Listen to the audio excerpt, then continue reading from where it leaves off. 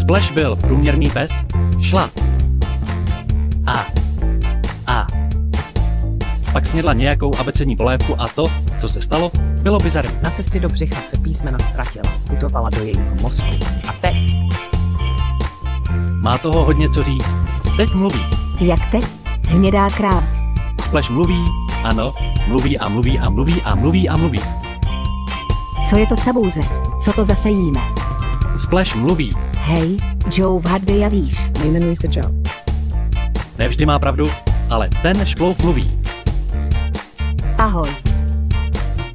Má hlas, je připravena křičet, šplouf vám řekne, o co jde, někdy se mýlí, ale málo kdy pochybuje, šplouf vám řekne, o co jde, že psi jsou jedineční. Testování 1, 2. Slyšet je mluvit, šploučat mluví a mluví a mluví a mluví a. Komunikuje, vyjmenovává, objasňuje, zveličuje, naznačuje a vysvětluje, bloviuje a přehání a y. Hyperventiluje. Splash opakovat, Splash mluví.